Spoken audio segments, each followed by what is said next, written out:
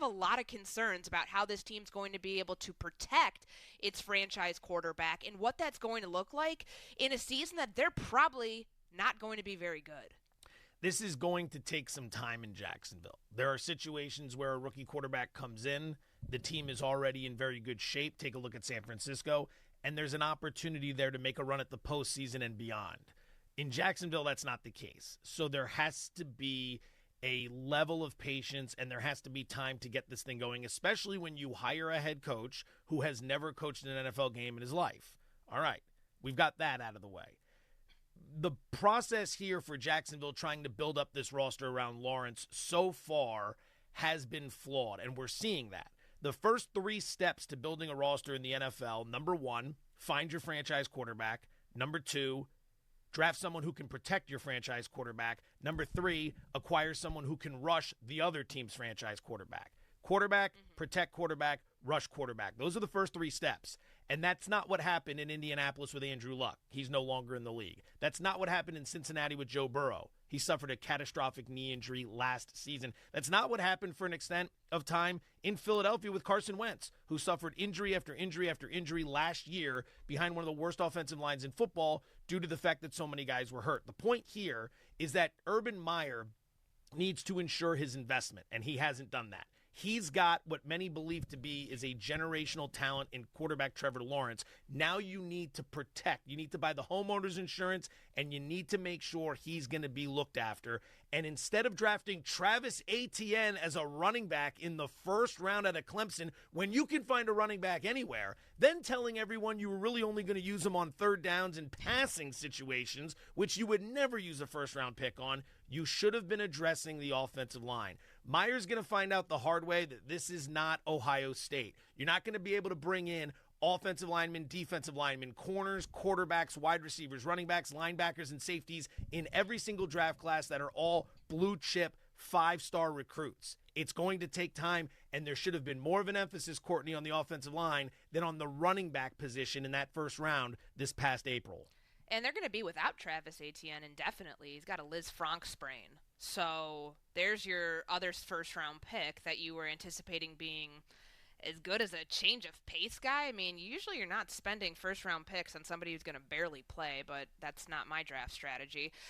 The one thing, though, that really, it's a cause for concern here is not just where they're at right now in terms of pass protection. It's everything else that Jacksonville has around them. And like you said, this is a multi-year rebuild that they're in right now. I mean, there's a reason that Urban Meyer got the contract that he did. There's time that you have to invest in this thing. And you've got, you're probably not going to fit. You're probably going to be a top 5 draft pick. You're picking top 5 next year, right?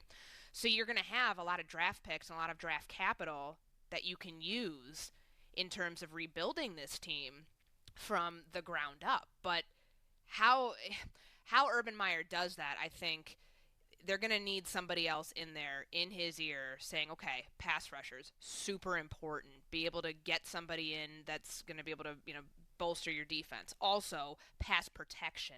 Save your quarterback, because right now it's looking like he's going to be running for his life in a team that may not win more than like 2 to 4 games. The one thing that's interesting, remember like when Carson Wentz went down with a foot injury and we find out he has to have surgery? Well, what happens? Everybody brings up the names of quarterbacks who could be on the trading block, potentially a new fit for Indianapolis if that thing was going to expand much longer than the 3-week timetable that 5 to 12 weeks it turned into 3 weeks. Well, Gardner Minshew's name was brought up in that conversation.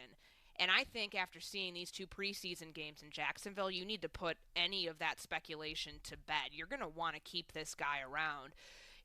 Their offense doesn't necessarily need as much mobility in the quarterback room as it can get, but the pass protection really, really worries me. And I think, yes, you knew that they didn't have all their starters playing up front. Trevor Lawrence knew that going into the game last night.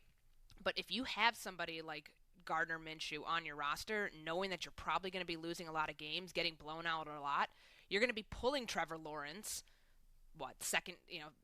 somewhere in the second half, and probably not wanting him to risk injury like a Joe Burrow situation. So then you have Gardner Minshew in the fold, and you can at least get through the 2021 season. as your pass protection tries to get through it the best that it can. You know, I think that this offense, when you look at what Urban Meyer has done at other places, and mind you, he said last night that the offense doesn't have an identity. I think that that's a pretty telling thing. This many weeks into the preseason, this many months into him being there, that it's going to take them a while to figure out. But what we do know is that in his scheme, it puts the quarterback on move by design quite a bit. So you cannot have a stationary quarterback standing there behind a line with really leaky pass protection. That's, that logic like does not make any sense. So I think if you have a quarterback, backup quarterback who has wheels of his own, you're going to be in a good situation to at least get through this season unscathed, or rather, less less scathed than you could be, because it just does not feel like this offensive line is going to be holding up at all for Trevor Lawrence.